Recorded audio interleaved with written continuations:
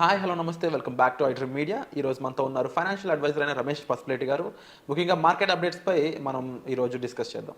నమస్కారం సార్. నమస్తే అండి. సార్, మార్కెట్స్ చూసుకున్నట్లయితే నిఫ్టీ 50 వచ్చేసి 15 పాయింట్స్తో రైస్తో 23,039 దగ్గర, సెన్సెక్స్ వచ్చేసి 158 పాయింట్ రైస్తో 75,996 దగ్గర, బ్యాంక్ నిఫ్టీ మాత్రం -316 పాయింట్స్తో 48,254 దగ్గర, అండ్ అలాగే ఐటీ నిఫ్టీ వచ్చేసి 679 రైస్తో 42,377 దగ్గర ఉంది.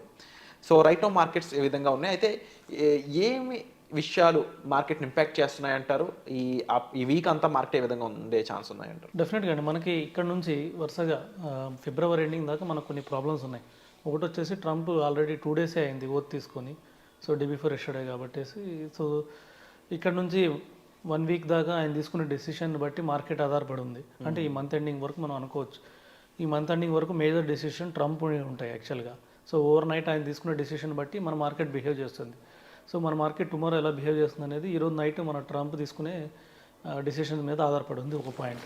రెండోది వచ్చేసి ఫిబ్రవరి 1 మనకి నిర్మలా సీతారామన్ గారు సో బడ్జెట్ మీద వస్తున్నారు. ఆల్మోస్ట్ అంటే ఇది ఫుల్ బడ్జెట్ యాక్చువల్గా. గెలిచిన తర్వాత 2024లో గవర్నమెంట్ ఫామ్ చేసిన తర్వాత, సో ఇది full budget.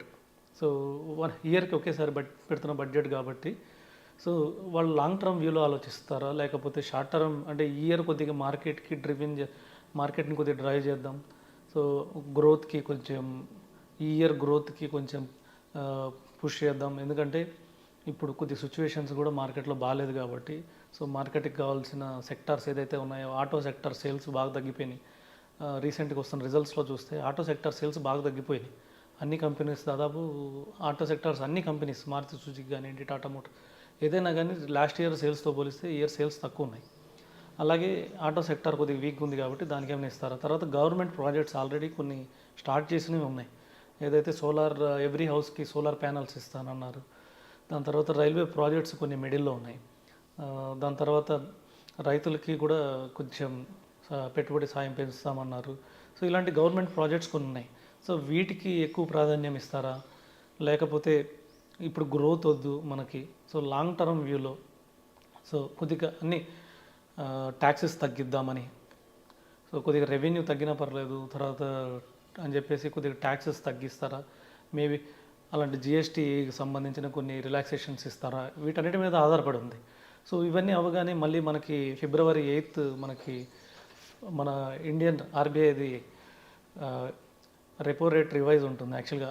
So repo policy మనది ఏదైతే ఉందో మానిటరీ పాలసీ ఫిబ్రవరి 8 ఉంది. సో ఫస్ట్ మనకు ఇప్పుడు తీసుకున్న new governor first time monetary policy ఇస్తున్నారు. సో ఈయన ఏం చేస్తారో తెలియదు. అంటే కంపల్సరీగా లాస్ట్ గవర్నర్కి కొద్ది ప్రెషర్ ఉండింది. సో ఇంట్రెస్ట్ రేట్స్ తగ్గిస్తే మార్కెట్ గ్రో అవుతుంది. నార్మల్గా ఇంట్రెస్ట్ రేట్స్కి మార్కెట్కి ఆపోజిట్ ఉంటుంది. ఎందుకంటే ఇంట్రెస్ట్ రేట్స్ పెరిగితే ఎక్కువ మంది డిపాజిట్లకు వెళ్తారు. కొద్దిగా ఎక్కువ వచ్చినా పర్లేదు, మార్కెట్ రిస్క్ అవసరం లేదనుకుని వెళ్తారు. అదే ఇంట్రెస్ట్ రేట్స్ ఎప్పుడైతే తగ్గుతుందో కొద్దిగా అమౌంట్ మార్కెట్కి డైవర్ట్ అవుతుంది. ఎందుకంటే రిటర్న్ తక్కువ వచ్చినప్పుడు ఇన్ఫ్లేషన్కి సరిపోదని. సో వాళ్ళు ఏం చేస్తారు, ఆ రోజు ఆర్బీఐ పాలసీని బట్టి కూడా డెఫినెట్గా కొంచెం మార్కెట్ ఇంపాక్ట్ అవుతుంది. అంటే డైరెక్షన్ తీసుకుంటుంది. సో ముందుకు వెళ్తుందా లేకపోతే తగ్గుతుందా అనేది ఆ రోజు కూడా ఆధారపడింది. తర్వాత ఫిబ్రవరిలో మనకి ఢిల్లీ ఎలక్షన్స్ కూడా ఉన్నాయి. ఫిబ్రవరి మిడ్లో మనకి ఢిల్లీ ఎలక్షన్స్ సో రిజల్ట్స్ వస్తాయి. సో అప్పుడు మళ్ళీ ఎంత ఇంపాక్ట్ ఉంది. నార్మల్గా ఢిల్లీలో గవర్నమెంట్ బీజేపీ ఫామ్ చేసి కూడా 30 years అయిపోయింది. సో అందుకని మనమేమి మేజర్ విన్ ఎక్స్పెక్ట్ చేయట్లేదు. అలానే మరి 1-2 సీట్లు లేకపోతే బిలో 5 seats వస్తే మాత్రం కొద్దిగా బీజేపీ గవర్నమెంట్కి కొంచెం నెగిటివ్ ఇంపాక్ట్ అయ్యి మళ్ళీ మార్కెట్ కొంచెం నెగిటివ్ తీసుకోవచ్చు. లేదు డెఫినెట్గా కొద్దిగా డీసెంట్ రిజల్ట్స్ వచ్చినా కానీ మార్కెట్కి డెఫినెట్గా ప్లస్ పాయింట్ అయ్యింది. లాస్ట్ ఇయర్ ఎంపీ ఎలక్షన్స్లో అయితే మంచి రిజల్ట్సే వచ్చినాయి యాక్చువల్గా బీజేపీ గవర్నమెంట్కి. సో ఇదొక పాయింట్స్ ఉన్నాయి. సో వీటన్నిటిని బట్టి మన మార్కెట్ డైరెక్షన్ తీసుకుంటుంది. ఏదేమైనా కానీ మార్కెట్ డౌన్ సైడ్ రిస్క్ వచ్చేసి మనకి అనదర్ 10% డౌన్ సైడ్ రిస్క్ ఉంది. అలాగే అప్ సైడ్ చూస్తే 10-20% పాజిటివ్ అప్డేట్ ఉంది ఈ ఇయర్ వరకు. అంటే ఇప్పుడు 22,000 వరకు మార్కెట్ పడే అవకాశం ఉంది. ఆల్రెడీ 23,000 ఉంది, 24,500కి వెళ్ళి మళ్ళీ 23,000కి వచ్చింది. మళ్ళీ ఇక్కడ సపోర్ట్ తీసుకుంటుంది 23,000, మళ్ళీ 24,000 దాకా వెళ్తుంది, మళ్ళీ 23,000 వస్తుంది. డౌన్ సైడ్ రిస్క్ అయితే మాత్రం 22,000 వరకు వెళ్ళే అవకాశం ఉంది మార్కెట్. అలాగే అప్ సైడ్ చూస్తే 24,500 దాటితే 25,000 టచ్ చేస్తే 26,000 వరకు డెఫినెట్గా వెళ్ళే అవకాశం ఉంది. కానీ 26,000 వెళ్తే మళ్ళీ పుల్ బ్యాక్ వస్తుంది. డెఫినెట్గా అక్కడ స్ట్రాంగ్ రెసిస్టెంట్ ఉంటుంది కాబట్టి కంపల్సరీ 26,000 నుంచి మళ్ళీ 23 లెవెల్స్ కూడా రావడానికి అవకాశం ఉంది.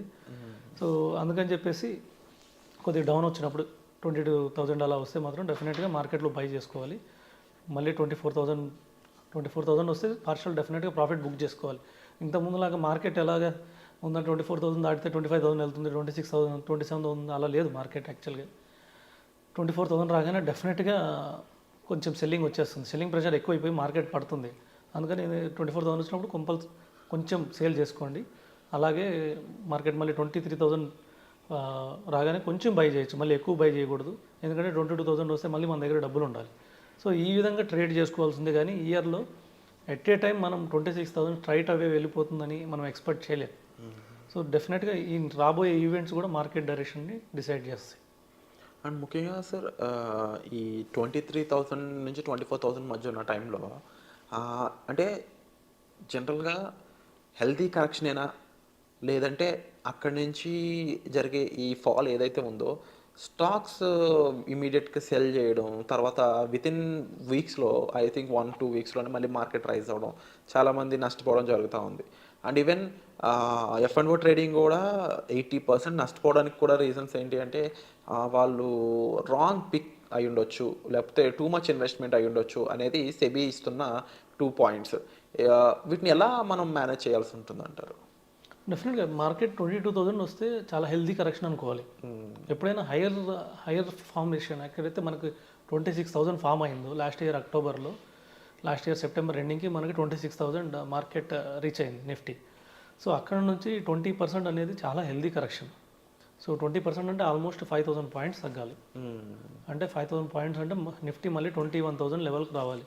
అంటే అరౌండ్ 22,000 అనేది చాలా చాలా హెల్దీ కరెక్షన్ అనుకోవాలి. డెఫినెట్గా ఈ మార్కెట్ ఇలా బాగాలేనప్పుడు F&O వాళ్ళు బాగా ఇంపాక్ట్ అవుతారు. సో ఇయర్ చూడబోతే ఫ్యూచర్లో కాల్ ఆప్షన్ తీసుకున్న వాళ్ళు డెఫినెట్గా లాస్ అయ్యే అవకాశం కనిపిస్తుంది. సో పుట్ ఆప్షన్ తీసుకున్న వాళ్ళు డెఫినెట్గా ఇప్పుడు బాగా ఎర్న్ చేస్తారు. ఆల్రెడీ షార్ట్స్ ఎక్కువ ప్లేస్ అయ్యాయి, వాళ్ళు ఎర్నింగ్ ఎక్కువ చేశారు. ఎవరైతే ఇంకా షార్ట్స్ కాకుండా ఇంకా కాల్ ఆప్షన్స్ వాటిలో ఉన్నారో డెఫినెట్గా వాళ్ళకి ప్రాబ్లమ్స్ ఫేస్ చేస్తారు. నాకు తెలిసి అయితే ఇది F&O మార్కెట్ అయితే కాదు. కంప్లీట్ అవాయిడ్ చేయొచ్చు అంటారు? డెఫినెట్గా అవాయిడ్ చేయొచ్చు. సో లేటెస్ట్ అప్డేట్స్ కోసం చూస్తూనే ఉండండి. అండ్ సార్ చెప్పిన విషయాల్లో మీకు ఇంకా గైడెన్స్ కావాలి, హెల్ప్ కావాలనుకున్నట్లయితే డిస్ప్లే అవుతున్న నెంబర్స్ కాల్ చేసి మీరు డైరెక్ట్గా రమేష్ గారిని సంప్రదించవచ్చు. Thank you so much sir. Welcome అండి.